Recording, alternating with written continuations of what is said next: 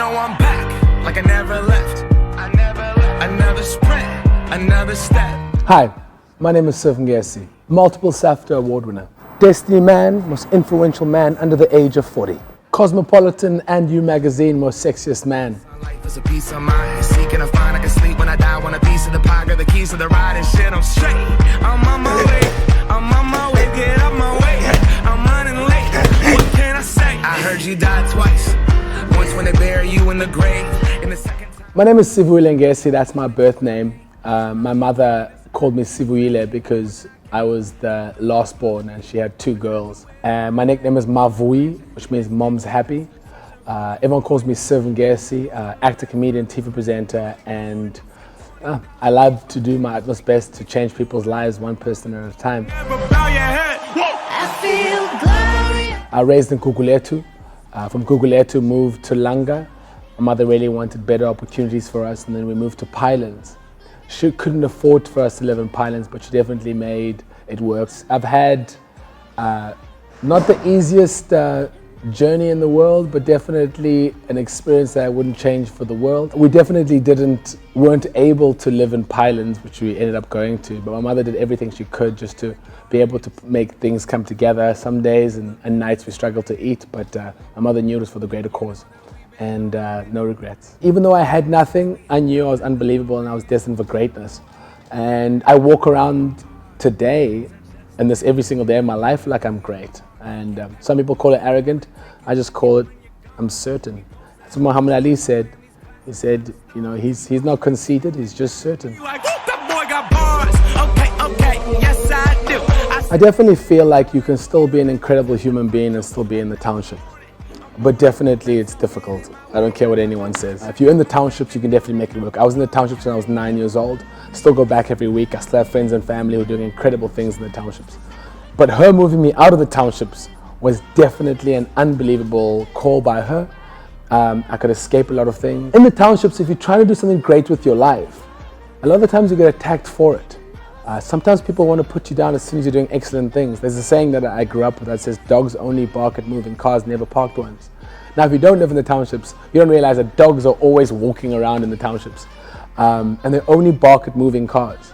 They never parked at parked cars, which means when you're doing something with your life, people always have things to say.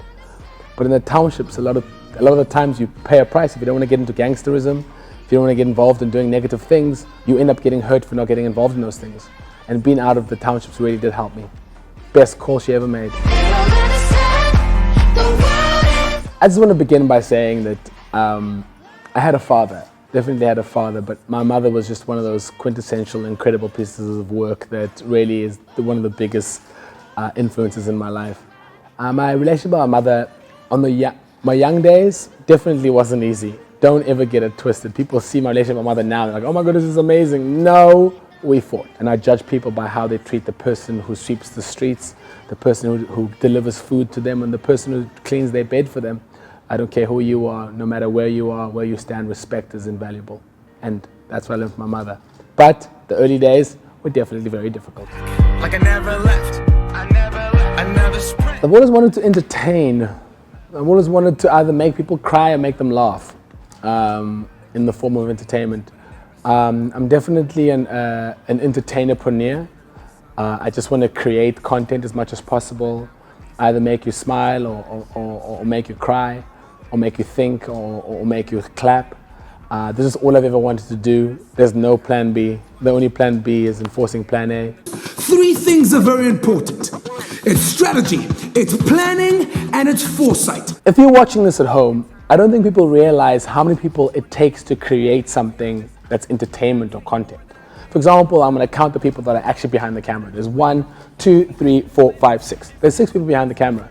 And what being an actor or an entertainer has actually taught me is that the person who is cleaning the set, making the coffee, making the tea, or the director, the producer is just as important as everyone else.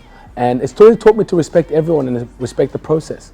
And that the entertainment industry takes more than just the person who's in front of the camera to create. Rejection is part of life. If you can't handle rejection, you're in the wrong industry. If you're an adult, you can't handle rejection, you have a problem. If you're a man and you can't handle rejection in a club, then you have a problem.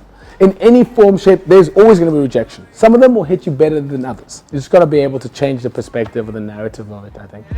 You know that we've been going it since we. It's 2021 and we live in a society where if a man wears a dress, it's a thing. You know what I mean? By the time I have sons, I want them to be able to wear dresses and no one gives a damn, you know? I want my son to be able to wear his hair long, wear a dress. If I have to put in the hard work now, get ridiculed now. The truth, the honesty, the most honest thing, in December I went through this time of just doing predominantly woman things.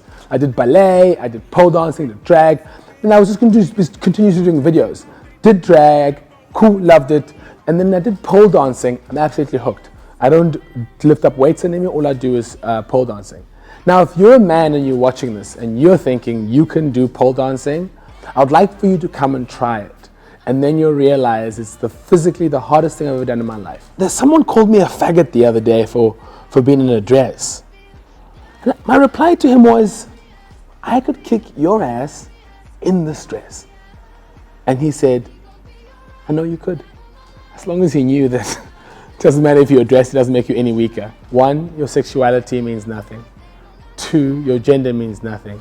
3, your race means nothing. And 4, what they think of you is none of your business. Get over it, bruh. Get over it, sis. Get over it. Whatever you are, whatever you believe in. You know, it's like, it frustrates me when I see so many people living a life and continuously caring what people think. You will never reach your full potential if you care what people think. Ever. Never, never, never. If you walk around caring what people think, I promise you, you will always be short. Masculinity is not the problem. I think everyone keeps on speaking like masculinity is a problem. Society needs masculinity. I don't care what you think. If you're a woman, you need masculinity. If you're a man, you need masculinity.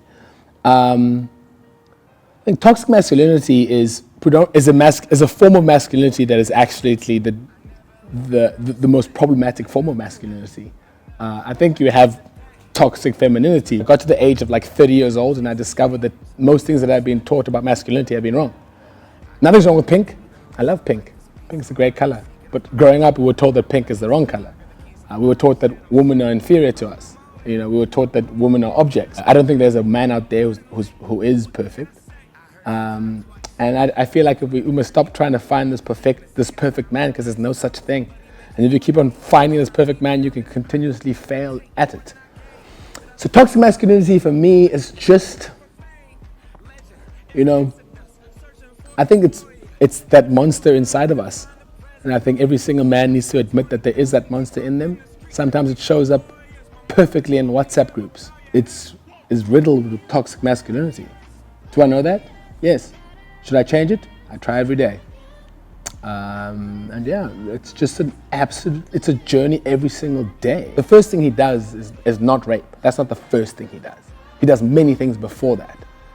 And people turn a blind eye in the WhatsApp groups. Guy friends are like, cool man. We all laugh. We all come together and we share a rape joke.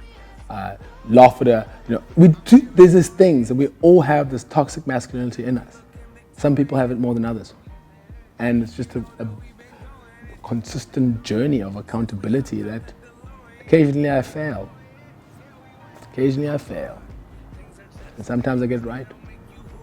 But I'm trying to get better. Am I still a hero? I don't know. I don't think I am. I think I'm flawed. But so are diamonds. Okay, yes I do. I said amen and hallelujah. Let me test. I think we have a deep violence issue in this country. And I think just saying it's gender-based violence is simplifying it I just think we have a deep violence issue. Do you know 3 times more men die in the hands of men than women? I repeat, 3 times more men die in the hands of men than women. So what that means is that if they stop killing a woman, they would still be killing men, right? I think we have a deep violence issue. Everyone is just addressing symptoms, not causes. We're going to go to the root cause of it. Like, for example, imagine your fire burnt every week. Every week your fire burnt and you built it every week. And every week you went back, and every single time you didn't go back to check why that flipping house is burning, right? That's the first thing you would do. You would go, why is my house burning? You wouldn't go, oh, my house is burning, put it out. We'll put it out every single day. That's all we're doing here in this country. We're continuously putting out fires left, right, and center. At no time are we going back to the cause of it and going, oh wait, every single week on a Sunday, I have an electrical fault. And that's why my house is burning. Let me fix that particular fault. In 2021, you still have to explain accountability and consent to men. That is ridiculous. I continuously have to be accountable to myself. And every single day I need to say, I messed up there, I need to be better. But I repeat, we have a violence issue in this country, right? I could tell you I'm a man.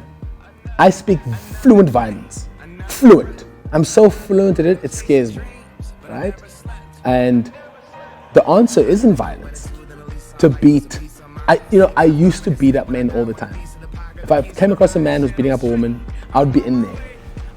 Fly kick, I would just go into these. And I realized that all that's happening is I'm hurting my fists, I'm hurting them, they're gonna heal, and they're gonna do it again, you know? I just feel like we've gotta start fixing causes, less symptoms, labels. But I just wanna talk to my 13-year-old self and just say, first of all, the pimples will go away. And secondly, just what they think of you has got nothing to do with you. Take those risks. Fail hard. Fail so hard. Fail so hard that you think there's nothing else that's possible in your life. And little 13-year-old self, you're playing rugby right now. And I promise you, the harder you run into them, right? They will feel it, not you. In other words, what that means is run fast, run hard, do everything at speed. When you jump into that pool, jump like there is no bottom. Take risks, travel, say yes, take those risks. And the most powerful word you can say is no as well. To the young boys out there, you can be vulnerable. You can cry, you can show emotion, and you can be kind and still be masculine. So if you're watching this, you have the potential. You could do this, but your talents mean nothing. If you have no hustle, you have no drive. I've always been a go-getter. I've always believed that you have two options in life, and that is excuse or execute, and you just pick wisely. And if you're watching this, I'm sure you have every excuse in the world not to be the person that you have the potential to be. But I'll look at you and say, no excuses, you just got to keep on doing it. And my definition of hell is meeting the man I could have become if I just worked harder and smarter. I think it's all right to be in a place that you're just like, it's not a good place. Know there is power in vulnerability. You don't always have to know. Hold yourself accountable and just be better than you were the day before. And just take a day at a time.